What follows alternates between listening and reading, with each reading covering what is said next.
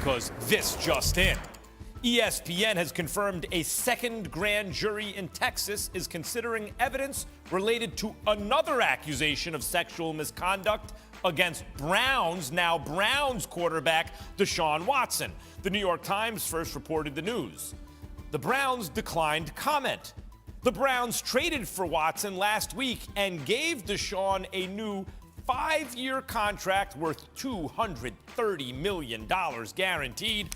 Much more to come on this in the hours, days, and weeks ahead. Meantime, the Dolphins introduced their newest weapon today. Tyreek Hill was traded from the Chiefs to Miami for 5 draft picks, including a first-rounder. According to his agent, Drew Rosenhaus, Hill and the Finns agreed to a 4-year, $120 million deal, 72.2 of which is guaranteed. So that's the real deal, $72 million. There's a guarantee in football is the only thing that's important. ESPN.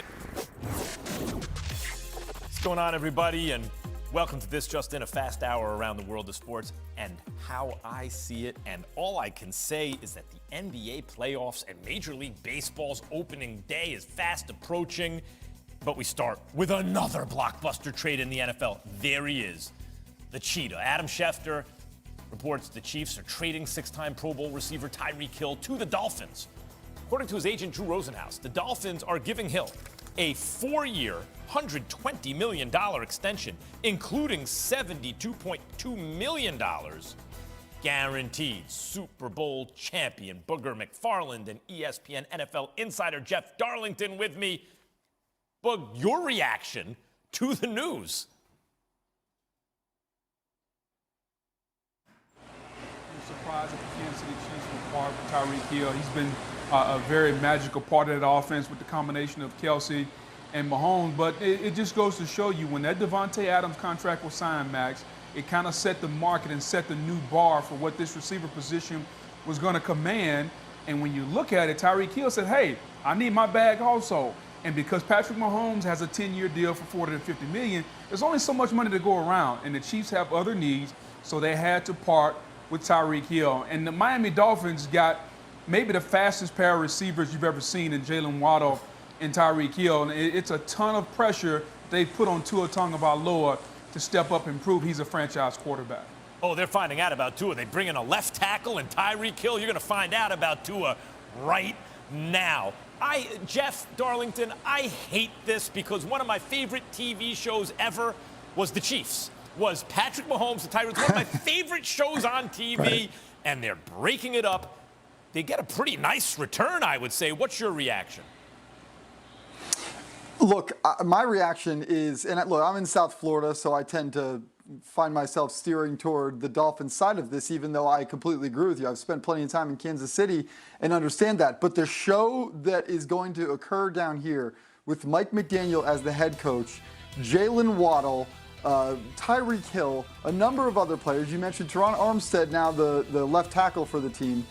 It should be something that is so much fun to watch. We think about what San Francisco looked like with Deebo Samuel, some of the crazy things that we saw from Samuel in San Francisco. Don't forget, a lot of that was devised and orchestrated along with Kyle Shanahan, but by Mike McDaniel. So he comes down here with these weapons and this speed. This is now the fastest wide receiver duo in NFL history, Max. I can't wait to see what he does with these guys, because I agree the best show on TV was the Kansas City Chiefs, but I can't wait to see what the Dolphins can do with these weapons. And Tua down the stretch is completing 75-80% of his passes.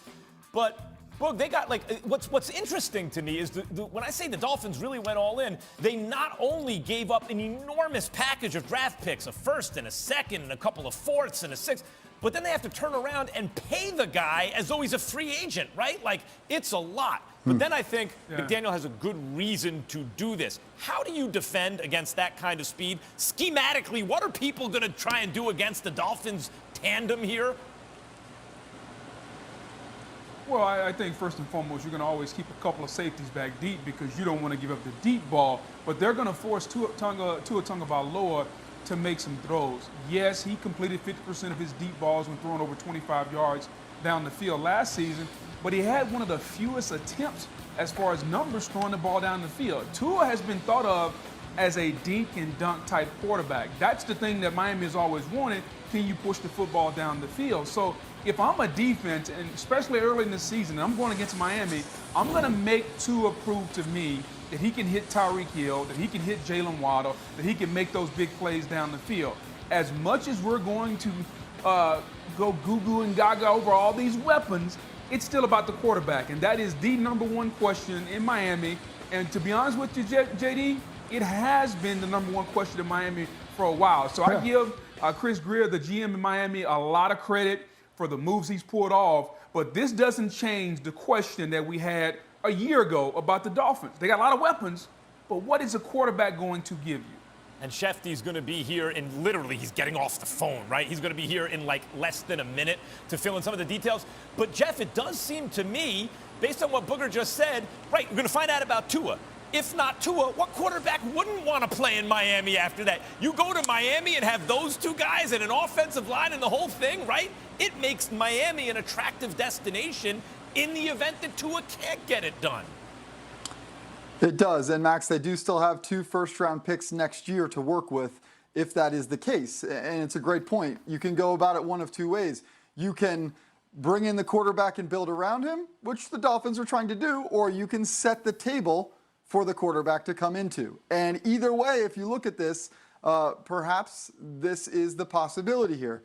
Now, I'm telling you right now, there's a lot of people in South Florida that will be cautiously optimistic because we've been down this road before and seen a lot of these moves. But this one, it feels like at least is the best opportunity.